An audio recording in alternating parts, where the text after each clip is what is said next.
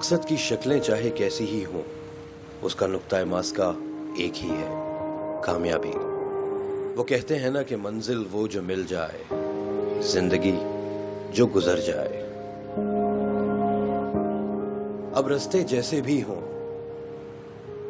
अनजाने दुखों और अजनबी खुशियों को दोस्त कर ही देते हैं, पर सांसों की डोर में गुंधे रिवायात के बीच सांस भी तो लेते रहते हैं। जंगल उगते रहते हैं, मुसाफिर चलते रहते हैं। सफर क्या है जो हमें ये बता सके कि हम कौन थे, और ये भी कि हम क्या बनने जा रहे हैं।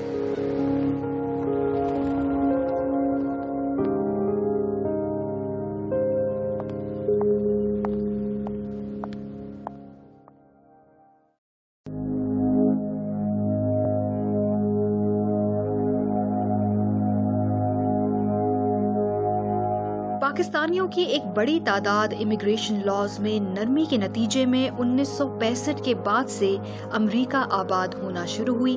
कहा जाता है कि पाकिस्तानियों की ये नस्ल ज्यादातर पढ़े लिखे और प्रोफेशनल लोग थे, जिनमें से मेजॉरिटी का ताल्लुक पाकिस्तान के शहरी इलाकों से था। इन लोगों की स्पॉन्सरशिप के जरिए बाद में आने वाले ज्यादातर पाकिस्तानी निस्बतन कम पढ़े लिखे और वर्किंग क्लास से ताल्लुक रखते थे। कहा जाता है कि पाकिस्तानियों की पहली नस्ल ने उस वक्त अमेरिका के हालात और मौके की फराहमी का खूब फायदा उठाया और अपनी मेहनत के बलबूते पर मुआशरे में काबिले इज्जत मुकामात भी हासिल किए। अब पाकिस्तानियों की पहली नस्ल के अमेरिका में सफर की दास्तान जानने के बाद अब देखना है कि इन लोगों ने अपने बच्चों की तालीम और तरबियत यहाँ कैसे की। इनकी औलाद के लिए आज का अमेरिका क्या उनके वक्त के अमेरिका से मुख्तलिफ है, और वो जो बाद में यहाँ आए क्या बच्चों की परवरिश के हवाले से उनके भी कुछ खदशात हैं। पिछले 13 साल से अमेरिका में मुकीम अनवर ताज उन पाकिस्तानियों में से एक हैं जो अपने बच्चों की तरबियत के हवाले से बहुत केयरफुल हैं और तरजीह देते हैं कि उनके बच्चे अमेरिकी माहौल से दूर ही रहें। अगर वो उस माहौल में चले जाते हैं ना, फिर माँ बाप के लिए बहुत मुश्किल है। किस किस्म की मुश्किलात ये होती हैं कि वो माँ बाप के बात भी नहीं मानते, सुनते नहीं हैं। अगर उसको दीन के बारे में बोलो तो बात भी नहीं करते, बोलो ये तो पुरानी बातें हैं। तो अल्हम्दुलिल्लाह जितने भी पाकिस्तानी फैमिलियाँ हैं वो सब एक दूसरे से तावन करती है। बच्चे भी माशाल्लाह माँ बाप का ख्याल रखते हैं, तो ये बहुत अच्छा है। अगर जब पढ़ लिख जाता है तो बहुत अच्छा होता है।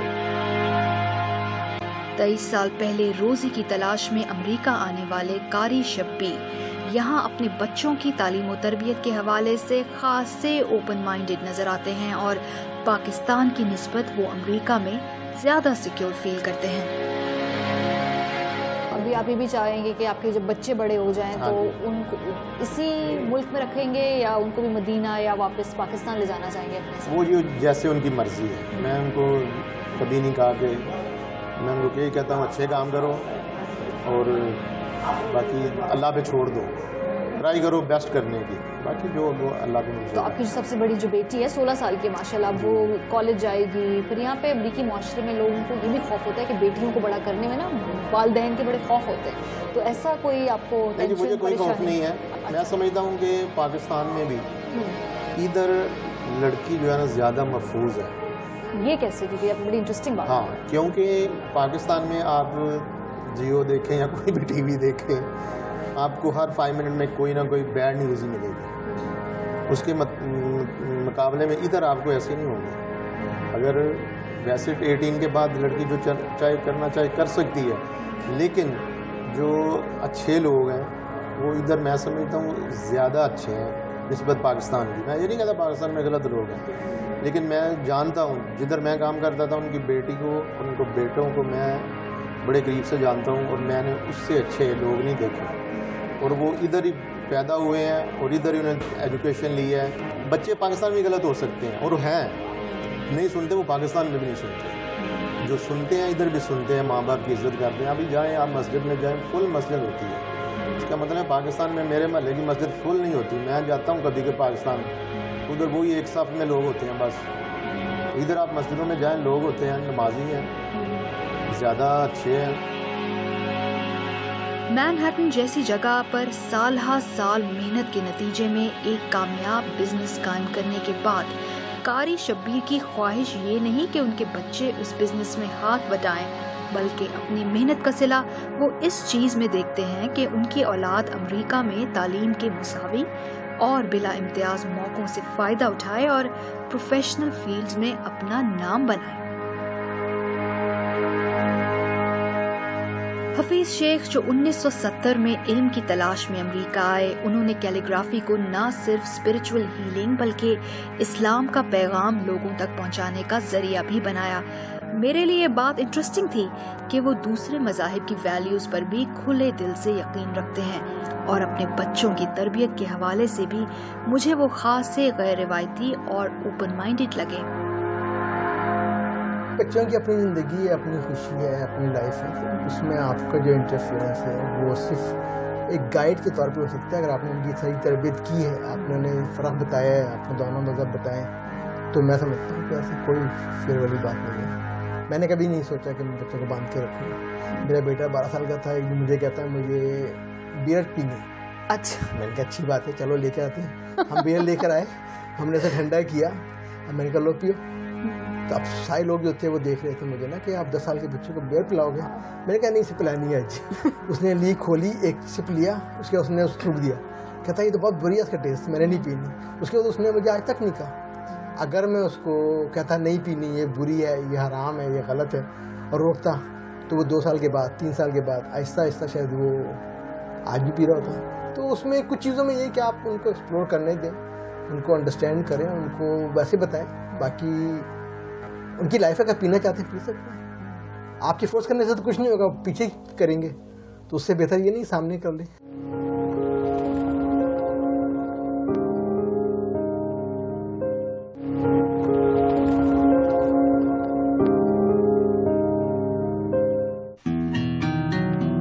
یونائیٹڈ نیشنز اور پارلیمنٹیرینز فار گلوبل ایکشن جیسے اداروں میں اہم پوزیشنز پر فائز رہنے والی شازیہ رفیع کے خیال میں امریکہ میں ورکنگ وومن ہونا ان کے لیے اولاد کی صحیح تربیت میں کبھی رکاوٹ نہیں بنا، اور اس کی وجوہات وہ اپنی فیملی کی سپورٹ، ٹائم مینجمنٹ، ٹیکنالوجی کا استعمال اور صحیح پلاننگ سمجھتی ہیں.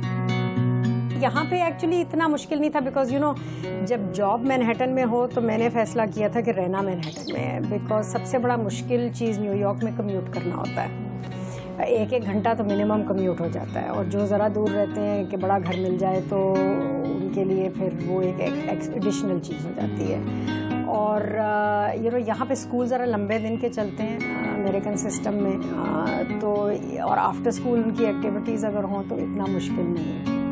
تو کبھی بچوں نے شکایت کی امی آپ ہمیں ٹائم نہیں دیتی ہیں، آپ بہت زیادہ ٹائم دفتر میں؟ نہیں، میں ان کو ساتھ ہی لے چلتی تھی ہر چیز. اچھا، میٹنگ میں بھی ساتھ؟ ہاں جی، وہ میرے ساتھ بھی کئی جگہ گئے ہیں اور انہوں نے دنیا بھی کافی دیکھی ہے. انفیکٹ میری بڑی والی جو ہے اس نے کافی کچھ لکھتی بھی ہے، تو ایز اے ریزلٹ اس نے کافی کوریج بھی کی ہے ویریس کمپنیز کی ہسٹری کے اوپر.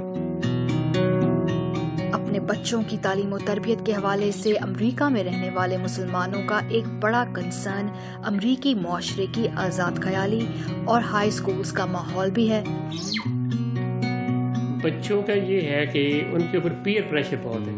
آپ گھر میں جتنا بھی اسلام پڑھائیں ان کو، جب اسکول جاتے ہیں تو دیٹس اے ڈفرنٹ ایٹماسفیئر. تو ان بچوں کے ساتھ to cope with them, to keep up with the same level, so they have to have uphill better.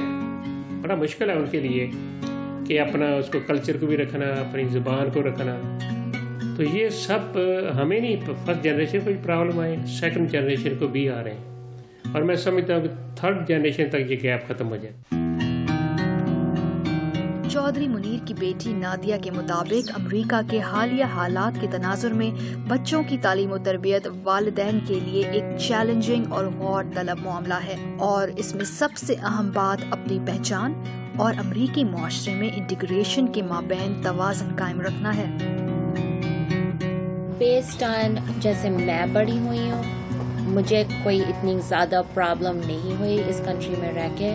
So I feel like بچوں کو اتنی پرابلم نہیں ہونی چاہیے, مگر میرے بچپن سے اور اب میں بہت فرق آ گیا ہے. جب میں چھوٹی تھی کوئی ڈسکریمنیشن اگینسٹ مسلمس نہیں تھا.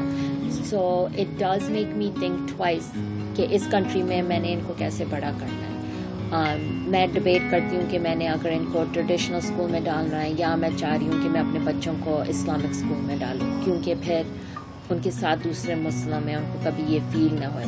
مگر پھر مجھے وہ بھی ڈبیٹ ہوتا ہے اگر میں ان کو اس سوسائٹی میں اسیمولیٹ نہ کراؤں تو کیسے وہ سوسائٹی میں رہیں گے. تو کافی لوگ جو میری عمر کے ہیں ان کو یہ ڈبیٹ ان کے سر میں بہت چلتا ہے کہ بچوں کو کہاں پر ڈالیں, کیسے ان کو بڑا کریں, کیسے ان کو اچھے مسلمان بنائیں اس سوسائٹی میں رہ کے. چیلنج تو ہے, بٹ اٹ ڈپینڈز آن کہ آپ بچوں کو ٹریننگ کیسے دیتے ہو. اگر آپ بچوں کو صحیح ٹریننگ دے کے بڑا کرو دین دے انڈرسٹینڈ کہ یہ سوسائٹی ان کے کلچر اور ان کے مذہب سے ڈفرینٹ ہے, and then they can assimilate a little better. مگر اگر آپ اپنے سارے بلیف چھوڑ کے کوئی بچے امریکن ہی بڑے ہوئے ہیں then they'll assimilate very quickly. It depends on کہ اگر آپ کا بچہ outward بہت مسلم ہے مے بی اس کو زیادہ پرابلمس ہوئیں گے اس کنٹری میں, مگر you have to bring your children up with the culture, with Islam. Like میرے دونوں بچوں کو, ابھی تو چھوٹا تو بہت چھوٹا ہے مگر جو بڑا ہے اس کو اردو انڈرسٹینڈ ہوتی ہے, وہ اس کو ہر چیز ہماری کلچر میں سمجھ ہے, اینڈ میں وہ چیز کو لائک کرتی ہوں کیونکہ اس کے بغیر آئی فیل لائک جنریشن لاسٹ ہو جائے گی. جس امریکہ میں آپ رہے اور آپ نے یہاں پہ ایک زندگی گزاری, اب آپ کی بیٹی ماشاءاللہ ادھر ہی بڑی ہوگی, کیا آپ سمجھتے ہیں کہ اس کے لیے ایک مختلف امریکہ ہوگا, کچھ خوف ہوتا ہے اس کے لیے کہ جب بڑی ہوگی تو کس طرح کے معاشرے میں ابھی سانس لے رہی ہے؟ مجھے صرف ایک چیز کا چیلنج ہے کہ جس وقت وہ بڑی ہوگی تو اس کے لیے اپرچونٹیز کیسے ہوں گی نہیں ہوں گی, لیکن جو میں حالات دیکھ رہا ہوں چینج ہوتے ہوئے, جس طرح میں نے بھی پہلے عرض کیا کہ 8 سے 27 ہو گئی مسجدیں صرف 10 سال میں سمجھتا ہوں کہ اپرچونٹیز بڑھ رہی ہیں. میں چاہوں گا کہ میری بیٹی اسی معاشرے میں گرو ہو, چونکہ اس کو گھر میں الحمدللہ پورا مذہبی ماحول مل رہا ہے. وہ ماں کو اور اپنی نانی کو نماز پڑھتے ہوئے دیکھتی ہے, گھر میں لوگوں کو قرآن پڑھتے دیکھتی ہے. وہ اس کو ان سب چیزوں کا 2 سال کی عمر میں ہی ادراک ہے کہ میں ایک مسلمان ہوں, یہ میرے کلچر کا, میرے مذہب کا حصہ ہے. وہ چھوٹی ہے, وہ بڑی ہوگی, ہائی اسکول جائے گی. کچھ لوگ ایسا کرتے ہیں کہ جب بیٹی بڑی ہونے لگے ملک واپس چلے جاتے ہیں. آپ اپنی بیٹی کو اسی ملک میں بڑا کریں گے یا پھر اس وقت سوچیں گے کہ چلو واپس پاکستان چلتے ہیں؟ دیکھیں, اگر آج کی تاریخ میں اگر آپ مجھ سے یہ سوال کر رہی ہیں تو میرا کوئی ارادہ نہیں ہے کہ میں اس کو پاکستان لے جا کے دکھاؤں. اگر میرے گھر کا ماحول اتنا اسٹرانگ ہے, یہاں پہ ایسی پاکستانی فیملیز ہیں جنہوں نے اپنے گھر میں بیٹیاں جوان کی ہیں, پڑھائی ہیں, اور ماشاءاللہ وہ حجاب لیتی ہیں, وہ اچھی مسلمان ہے, ان کو سب معلوم ہے کہ ڈیٹنگ کیا ہوتی ہے, ان کو سب معلوم ہے آزادی کیا ہوتی ہے, ان کو ان کے لیگل رائٹس بھی پتہ ہیں, لیکن وہ لیگل رائٹس ایکسرسائز کرنے کی بجائے لیگل رسپانسبلٹیز کی بات کرتی ہیں. اور یہ لیسن ہوگا ہمارا اپنی بیٹی کے لیے بھی اور دوسرے لوگوں کے لیے بھی, جن کو ہم یہ دکھائیں گے ایز اے رول ماڈل کہ ہم اپنی لیگل رائٹس کی تو بات بتائیں گے اس کو, لیکن اس کو مورل اور ریلیجس آبلیگیشن بھی سکھائیں گے. جس وقت آپ بیلنس رکھتے ہیں نا رسپانسبلٹیز میں اور رائٹس میں, تو اس میں کوئی پرابلم نہیں آتا.